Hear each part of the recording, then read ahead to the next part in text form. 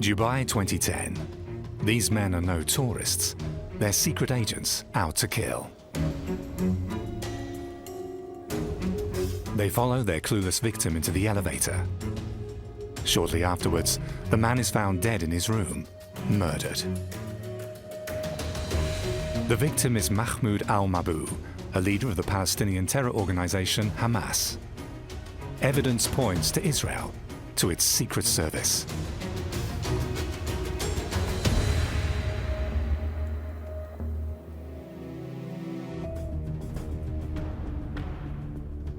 The assassins managed to leave Dubai just in time.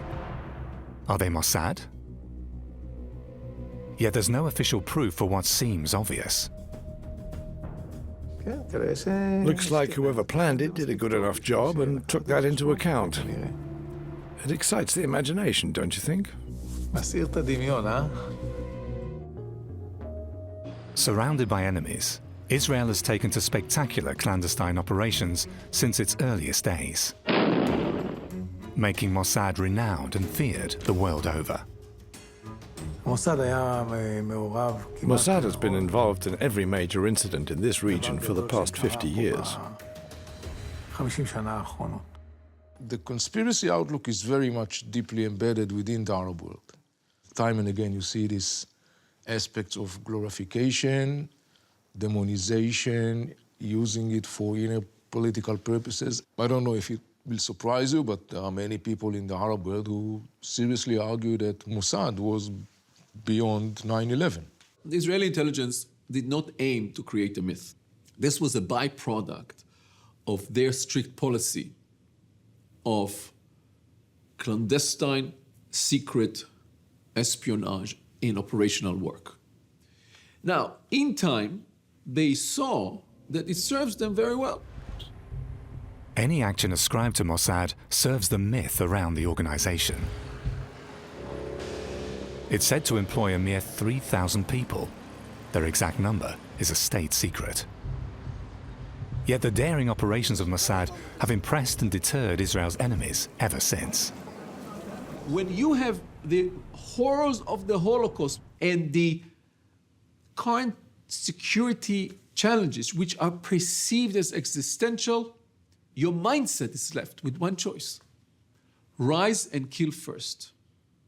And the ones who are keeping you safe, risking their own lives, are the people from the Mossad and the rest of the Israeli intelligence. Even prior to the foundation of the State of Israel, Jewish underground groups in Palestine make full use of the impact of precisely targeted secret operations. By assaults on the Arab majority and the British mandatory power, they aim at establishing a Jewish state in the Middle East. In 1947, the UN decides on the partition of Palestine. The resolution for Palestine was adopted by 33 votes. David Ben-Gurion becomes first Prime Minister and Secretary of Defense. On May 14, 1948, he proclaims the independence of Israel. The conflict in the Middle East escalates at once. That same night, Israel comes under attack. An alliance of 6 Arab states intends to crush the Jewish state in its infancy. However, the Israelis win the war and the young country survives. Ben-Gurion wants an early warning system against further attacks. This calls for effective intelligence services. They set up headquarters in Tel Aviv. It becomes the center of a worldwide network. Amman, Israel's military intelligence, comes first in terms of staff and budget. Its brief is to spy on the enemy's armies. The Inland Security Service, Shin Bet, is responsible for counter-espionage and anti-terror operations. The smallest yet best known of the three is Mossad. It's tasked with secret activities abroad with a view to protecting not only the citizens of Israel, but Jews throughout the world.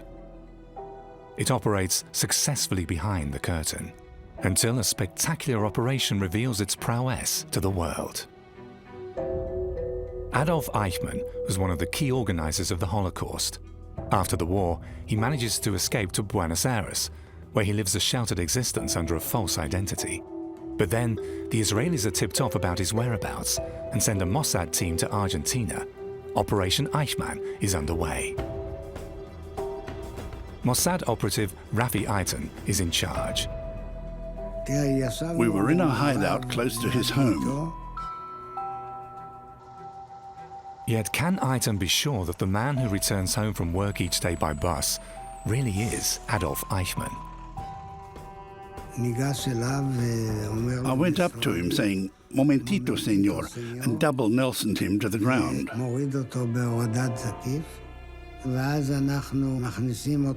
Then we pushed him into the car. Our first question was, "What's your name?" "Ricardo Clement," he replied. That was the name by which he lived in Argentina. A few seconds later, he said, "I've been expecting this moment day and night. I knew you Israelis would find me someday." The agents have orders to put Eichmann on a secret flight to Israel.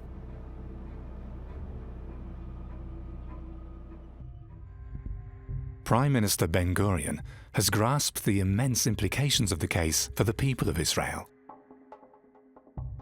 He wants the Nazi war criminal to be prosecuted at a trial that will stun the public. Entering the bulletproof prisoner's box is the man charged with Justice, not revenge. While the world looks on, it's a coup for Israel and for Mossad.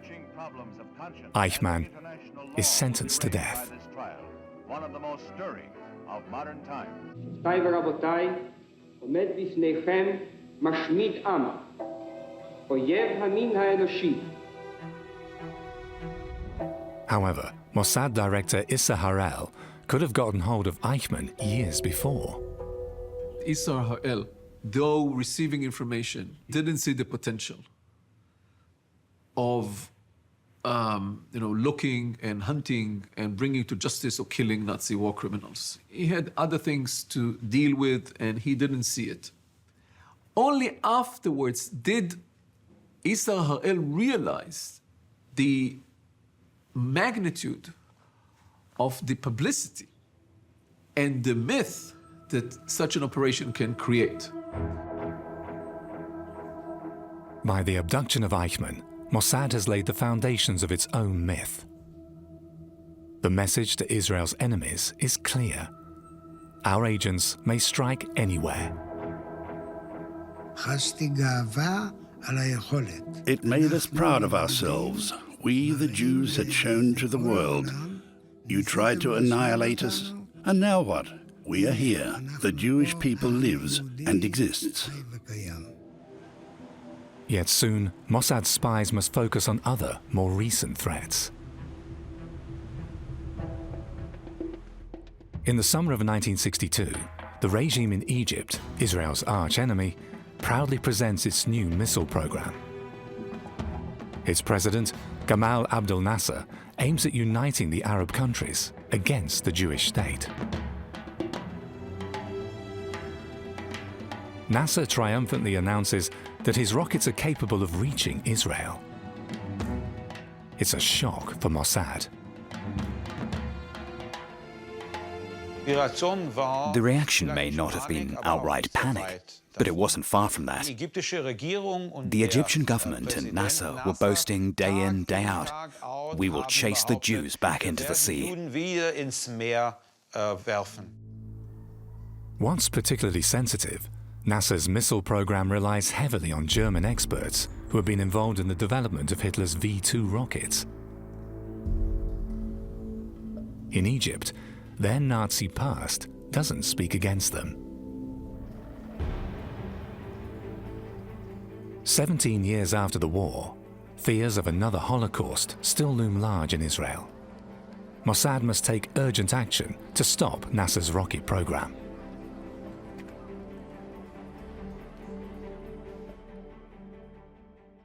Heinz Krug, a German lawyer and arms dealer, is part of the setup in Egypt. his brief is to take care of the logistics of the project. In the early 60s, he left Germany and settled in Cairo, bringing his family along, as have a good few old comrades from the Nazi era. Overall, 35 Germans are working for NASA's missile program.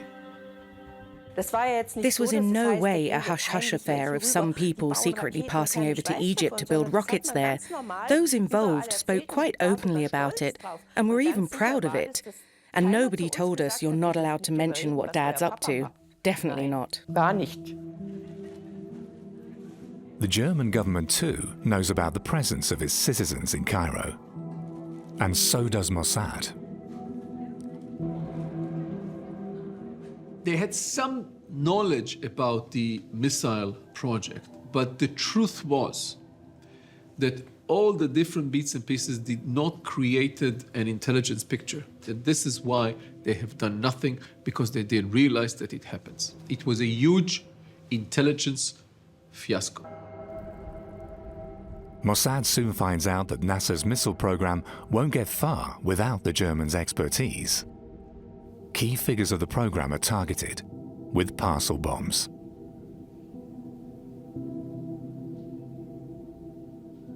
They kill 5 Egyptian custom officials. A German secretary loses her eyesight. Yet the rocket program gathers momentum. However, Mossad then decides on a different approach. It's easier to conduct operations against the missile specialists in West Germany. Meanwhile, Heinz Krug and his family have returned to Munich. They probably picked him out because he was in charge of the logistics. He organized the manpower, the material, and kept the whole thing running. He was the one who always tried to get them to work as a team. So he was practically the boss. On the morning of September 23, 1962, Heinz Krug leaves the family flat for his office. It's the last time his daughter Beate will ever see her dad. Her mother later told her that he'd received threats. What had happened? According to a Mossad agent, the scheme ran as follows. He had lured Krug into a trap using the cover of an Egyptian businessman. Together with some fellow agents, he had overwhelmed Krug and abducted him to Israel, where, so the story goes, Krug had been subjected to extensive interrogation. At the same time, Mossad had tried to put the blame on the Egyptians. There really wasn't any actual motive for the Egyptians, since my father got along quite well with them. So this Egyptian angle didn't make any sense at all, at least not for us. Later on, it became ever clearer that, like it or not, everything pointed to Israel, where they denied it, of course, in the beginning. Beate Zoller and her brother look into it for themselves once they are old enough. They publish a book on their findings about the disappearance of their father. Officially, the case of Heinz Krug has never been solved. And it seems it was not only Mossad with a vested interest in keeping matters this way.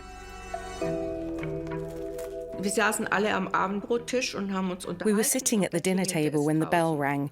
There were 2 gentlemen who, according to their service cards, were German Federal Intelligence men.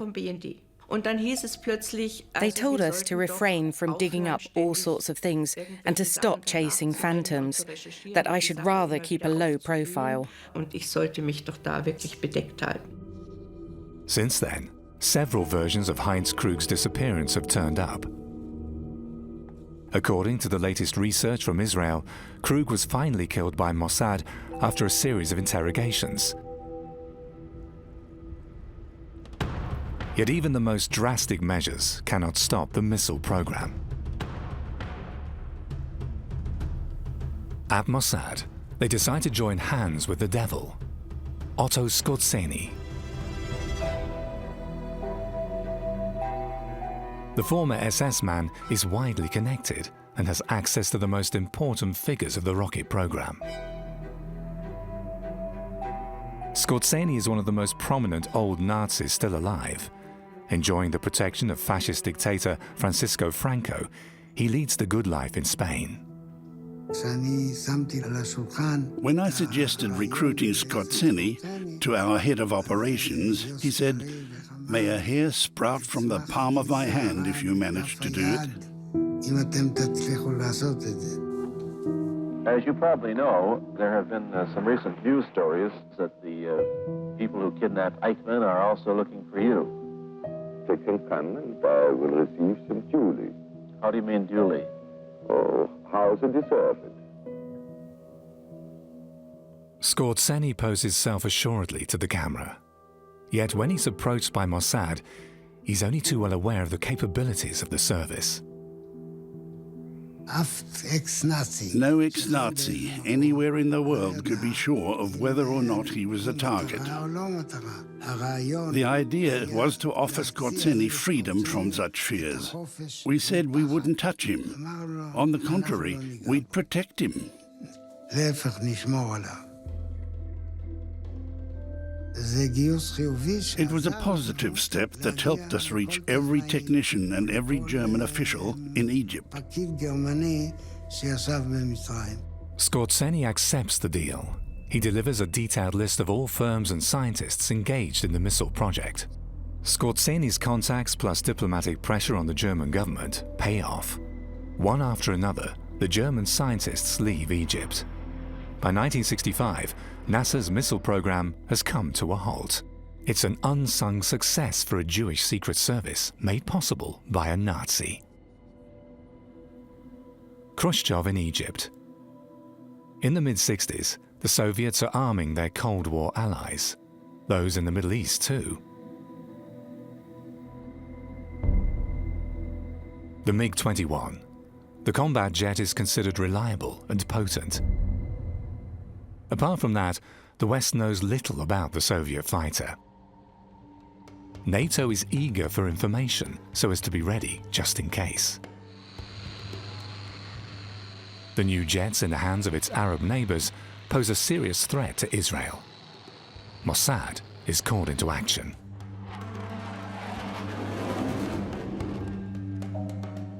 Its agents are looking for an Arab defector. The idea? To abduct a MiG to Israel and have experts evaluate the plane. In Iraq, they come across a prospective candidate. Munir Redfer is a fighter pilot with the Iraqi Air Force. The Mossad agents figure that Redfer may be frustrated by being discriminated in Iraq because of his Christian faith. I asked him, "Did you ever think of defecting with a plane? Your wife and children must, of course, be extracted before then." "But with what plane?" "Well, with one of your latest jets." "Pardon? Wherever I fly, they'll hang me, be it in Jordan or in Syria. Or they'll send me back and then they'll hang me here." I said, "There is a country. Trust me." "What about flying to Israel?" He was shocked. "Israel? They'll hang me right away." Yet in the end, Redfer agrees, on one condition. First, his family must be smuggled out of Iraq to protect them from reprisals. What the Mossad agents hadn't realized, the meaning of family is a bit different in Iraq than to us in the West. They thought, okay, wife and children. They hadn't reckoned with 32 people, nephews, nieces, cousins, and so on. They all had to be extracted by a secret operation. By midsummer 1966, everything is settled. Redfer peels off during a training flight and steers his fully armed plane on a low-level run to Israel. The risky scheme proves an outstanding success. For the first time, a MiG-21 is in Western hands. Other secret services stand in line to partake in the results of Operation Diamond. After Operation Diamond, Mossad is finally established as a major player in the Western intelligence community. 12 months later, the benefits become even more obvious, as a new war ignites the Middle East.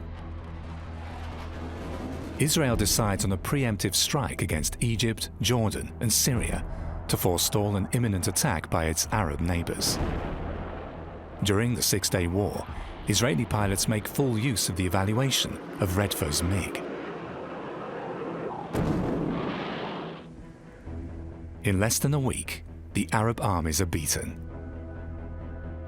A victory made possible not least by the intelligence from a Mossad spy in Damascus. In the early 60s, the Israelis managed to plant a top source in the Syrian capital. Eli Cohen, posing as a wealthy Arab businessman, infiltrates the highest circles of the regime in Damascus. For years, he provides Mossad with war-relevant data on the Syrian military. Until, in 1965, he's caught. Eli Cohen pays with his life, yet his reports were a major factor in helping Israel to win the Six-Day War. The Six-Day War changed everything. It changed Israeli society, it changed the Arab world. That created or amplified the myth of Israeli intelligence, created or amplified the myth and the legend of the strength of Israel, but also projected on the Israeli sense of self-security. Israel has enlarged its territory ever since the foundation of the Jewish state. After the Six-Day War, Israel controls 4 times as much land as in 1948, and to Israel, land equals protection. The young country has become a regional power. Yet the new dominance sharpens the conflict between Arabs and Jews.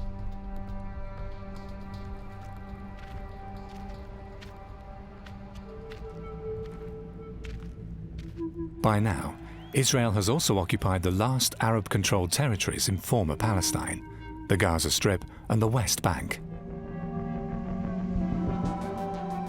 Here, tens of thousands of refugees have been sitting tight. Now, all their hopes of a return to their homeland are dashed. Mossad realizes the implicit dangers only belatedly. No one in Israel had ever expected that the West Bank and the Gaza Strip would come under our control.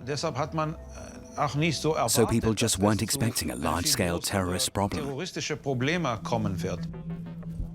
Frustration in the refugee camps increases, foremost among young Palestinians.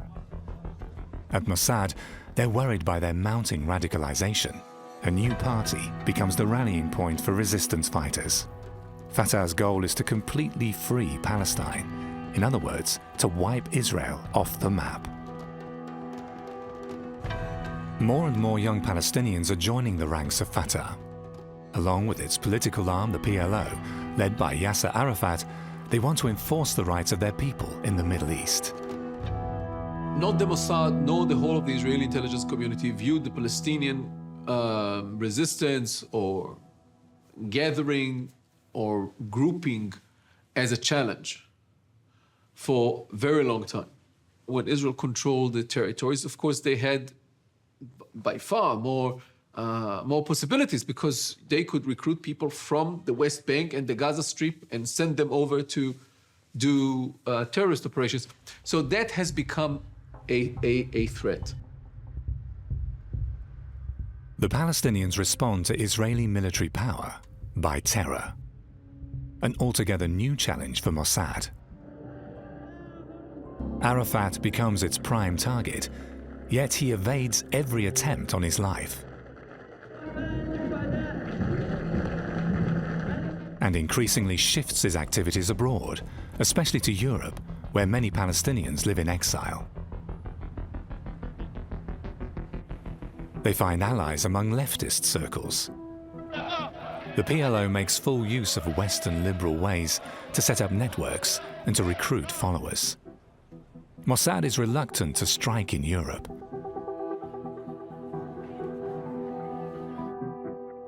Abdallah al-Franji, later to become PLO resident in West Germany, back then leads the Palestinian student movement in Frankfurt.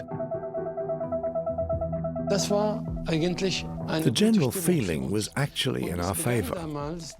When the demonstrations started, we helped organize them.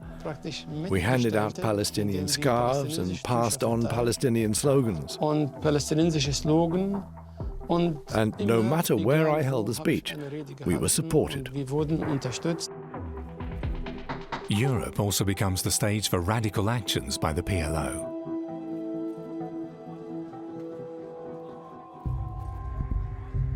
Splinter groups carry out assaults with a view to drawing attention to the plight of the Palestinians.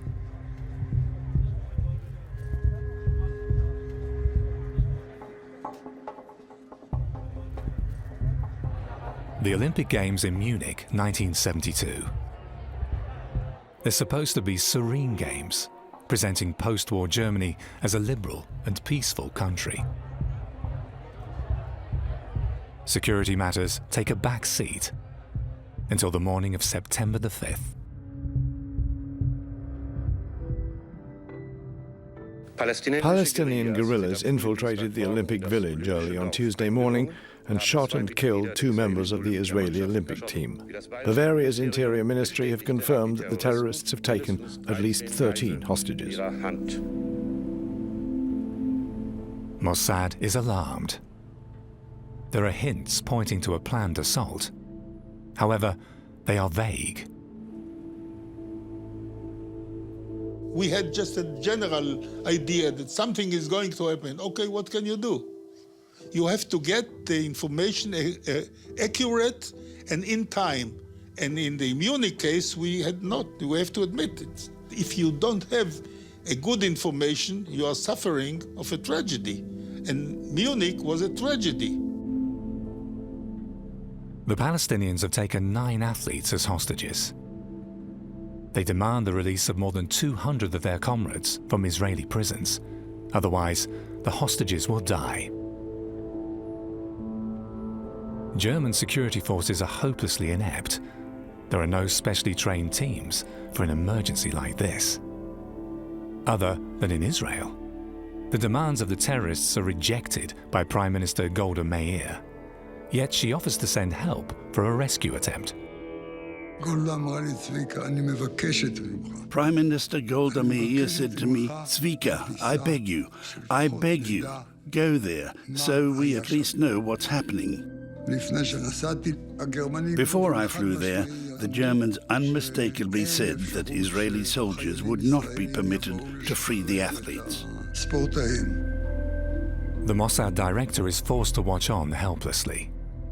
Ordinary policemen in plain clothes try to move into position for a rescue attempt, while TV cameras are running freely.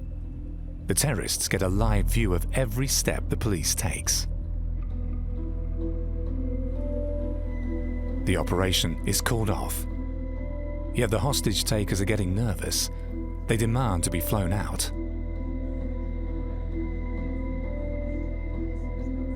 The crisis team pretends to comply with their demand. 2 helicopters take the Palestinians and their hostages to a nearby airbase. This is where the police intend to strike.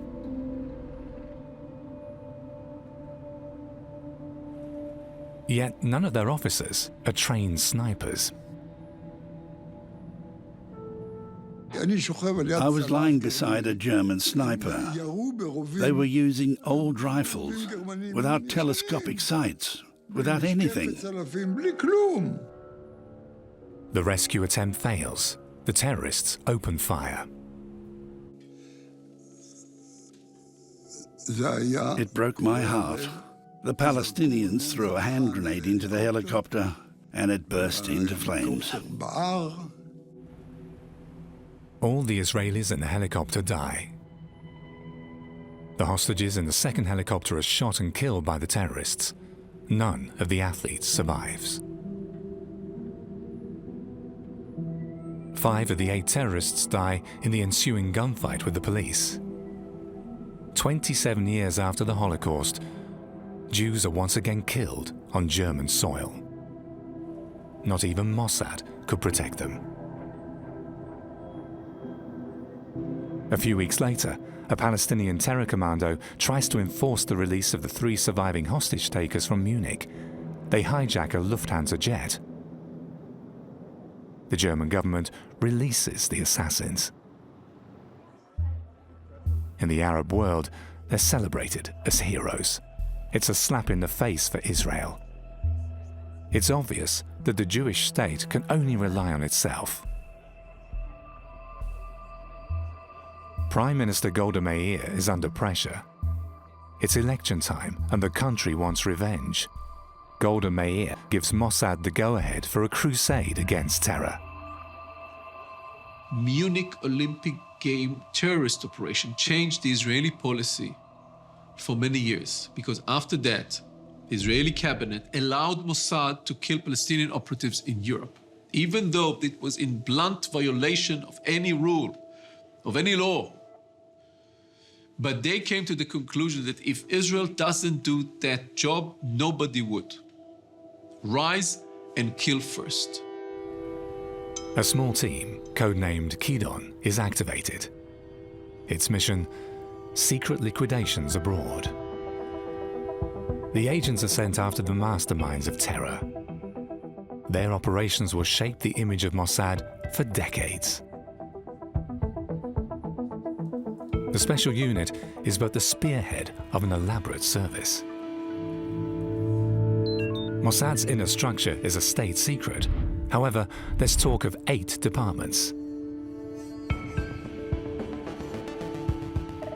Caesarea is one of them, in charge of covert operations and assaults. Tevel is responsible for cooperation with Allied secret services. Keshet collects information through wiretapping, surveillance, and burglaries. The largest department is Tzomet. It collects information from human sources and maintains a global network of informants. The campaign against Palestinian terrorists begins in October 1972. Of course, it was a revenge, to have to admit it. But it was to prevent terror against us. And to prevent terror, you have to take all the measures which are in your hands. And you have to do it in a very clever means, to do such a thing that they will not be able to ask you, what are you doing here? The killings are intended as a visible warning. Leading PLO members react by seeking refuge in Arab countries. As a consequence, Mossad extends its death list by adding targets in Western Europe, where Israeli agents can move freely. Student leader Abdallah al-Franji is said to be in touch with the assassins from Munich. Abdallah Franji, I remember him, the name. He was a student, and he was one of our targets. Yet he's arrested by the German police, along with hundreds of other Arabs, and awaits expulsion, since after the massacre in Munich, the authorities have decided on a tough stance.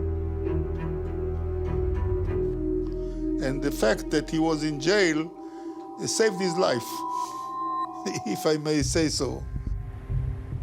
Al-Franji moves to Algeria to coordinate the PLO's European sections from a remote position. Yet Mossad is hot on his tail. My friend, the PLO representative there, was holding a thick envelope, and I said, Abu Khalil, please don't open it. He said, "You're serious?" And then he opened it. I was thrown about 6 meters across the room. All his fingers were gone on both hands, and an eye too. I was really lucky I wasn't severely injured like my friends, and that I wasn't killed.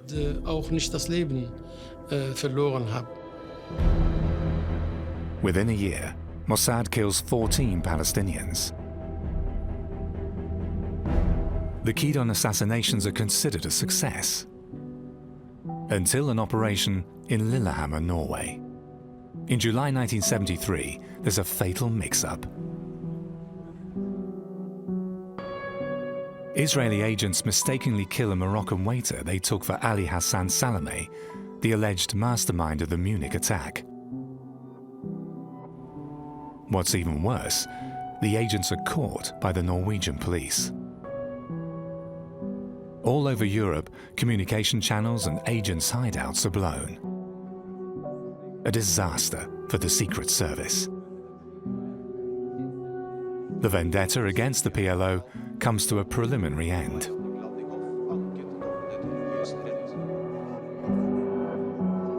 The PLO leaders decide to focus their attacks on the occupied territories.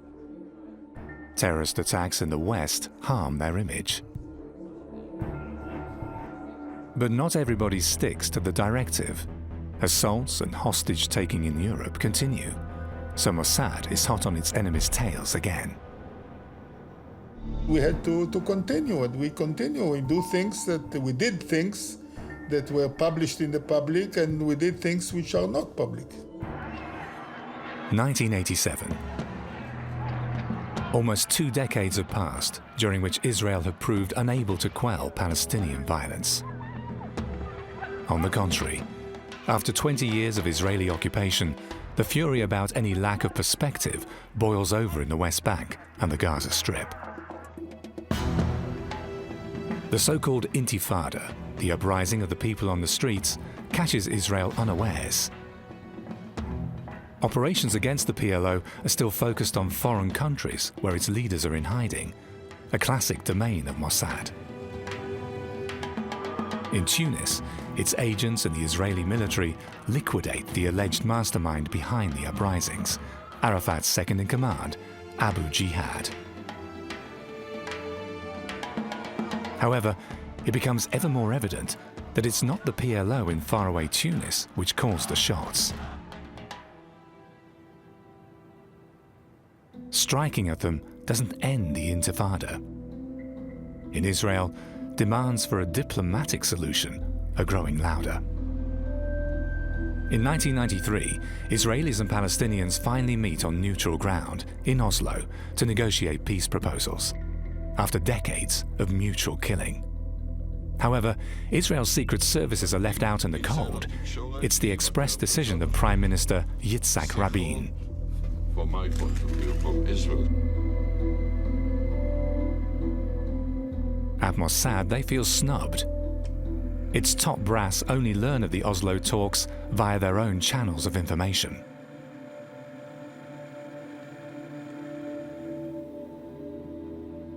The head of Mossad rushed over to Rabin and told him, "Sir, something's going on in Europe."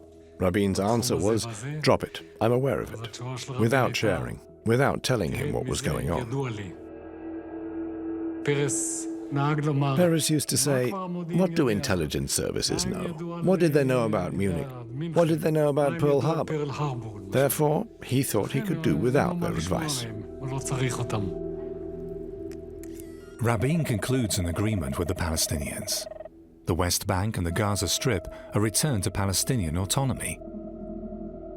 In turn, the PLO agrees to stop the attacks on Israel.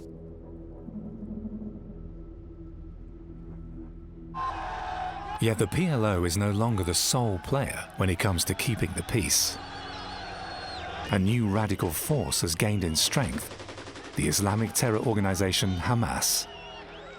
Their goal, a theocracy and the destruction of Israel. Imprisoning its founder, Sheikh Ahmad Yassin, hasn't weakened Hamas. In Israel, the hopes for peace now rest on the deal with the PLO.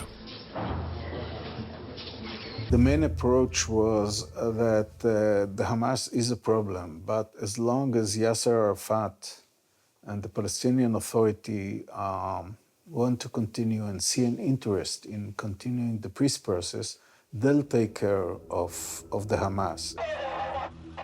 A fatal error. Hamas's suicide attacks stun Israel's cities. The Islamists want to undermine the peace process. Mossad has no remedy for dealing with the new threat of fanatic suicide attackers.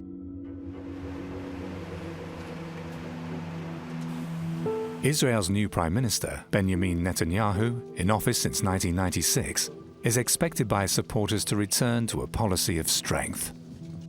As Prime Minister, it's my responsibility to do everything in my power to fight this terrorist evil. The Prime Minister asked the leaders of the intelligence services to name persons they could target and liquidate to stop Hamas attacks. But the leaders of Hamas were in Amman, Jordan, and we couldn't get near them. As there is peace between Israel and Jordan, Mossad has largely retreated from the territory of its neighbor so as not to endanger the mutual relations.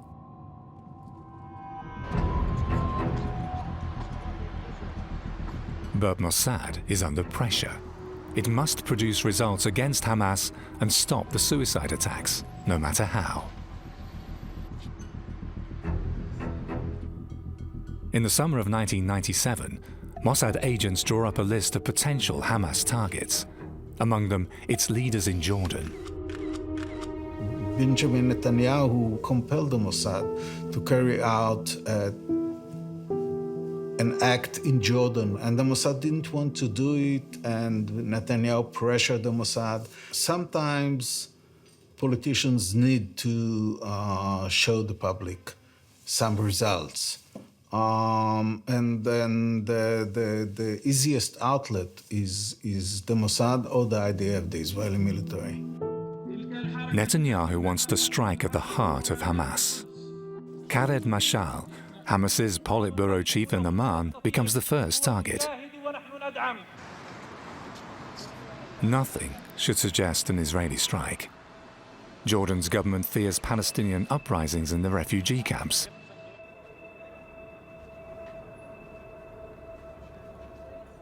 The idea is to poison Mashal in broad daylight, but without anyone realizing it, so it will look like he died of natural causes.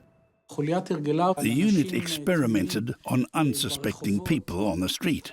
Two people approach the target from behind. One sprays him, and the other, just before, shakes and opens a cola can, causing the can's contents to spray all over. When the person who was sprayed turns around, just sees a shaken-up can of cola, he thinks that's what sprayed him. The team has little time to practice. Netanyahu wants quick results. The operation spirals out of control. The agents run into Mashal unexpectedly. He's in the company of his children and a bodyguard. Nevertheless, they proceed with their scheme. Their escape, however, fails. They're apprehended by Mashal's bodyguard. Mashal is in mortal agony.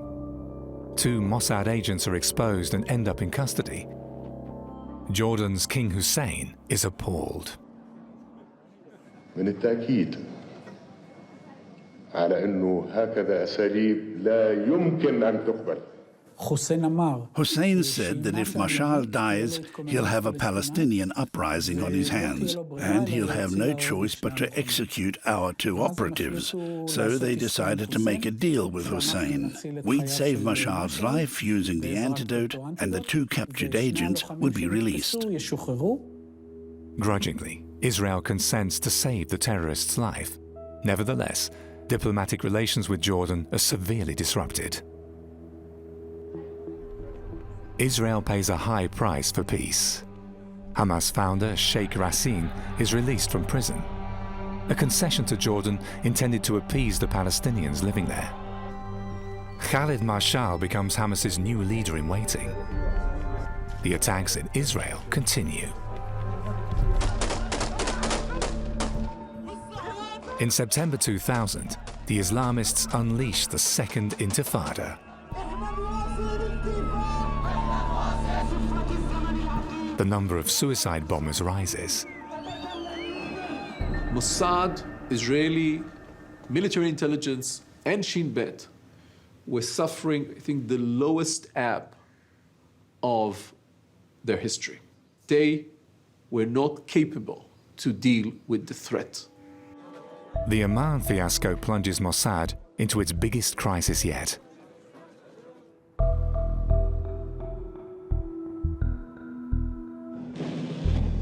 However, there's a new threat that offers the opportunity to brush up the tarnished image. Iran. To its mullahs, Israel is Satan incarnate. That's why they are excluded from any peace initiatives. They were basically saying, okay, if we're not going to be part of this process, don't expect us to support it, and don't be surprised if we undermine it. And that's basically what they did. Iran sets up a network among Israel's enemies.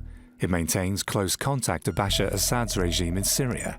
It supports the Shiite Hezbollah militia in Lebanon with arms, money, and fighters. Yet also the hostile Sunnite Islamists in the occupied territories receive aid from Tehran.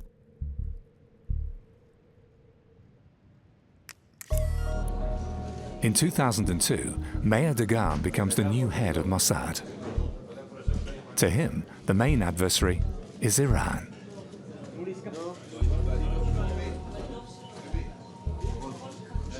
Meir Dagan was characterized as a more robust director of the Mossad and was often seen as giving back teeth to the Mossad. When Meir Dagan takes office, Mossad analysts estimate that Iran could possess nuclear weapons within a few years. A mortal danger. For decades, Israel has been fighting every nuclear ambition among its neighbors. Mossad is ordered to stop the Iranians' nuclear program. Cyber sabotage has opened up new possibilities to strike without contact and to achieve maximum damage at minimal risk. A computer virus cripples Iran's uranium enrichment plant, Stuxnet. Presumably as a result of covert collaboration between the CIA and Mossad. In addition to the digital possibilities, Mossad also uses an age-old method. 6 scientists working on Iran's nuclear program are liquidated. Israel buys time, and Mossad finally can boast another triumph. The program is delayed by years, a definite success for Mossad. There's progress in the war against terror too, yet it comes at a price. Israel immures itself.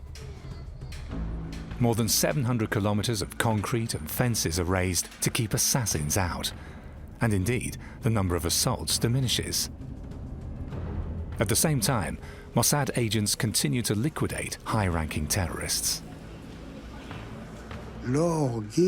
You don't kill unrelated people, you kill your adversaries, your enemies, because by killing them you're saving the lives of others. That's the rule. A view that is highly controversial, even in Israel.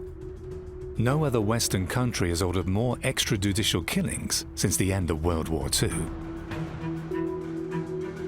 Intelligence organizations can be quite effective in combating terrorism, but the problem is that they don't solve the problem. The problem is political, economic, societal, cultural, education, and you have to deal with the sources of the problem. Otherwise, it will always be a war between intelligence organizations and terrorists. It's a war Mossad can't win.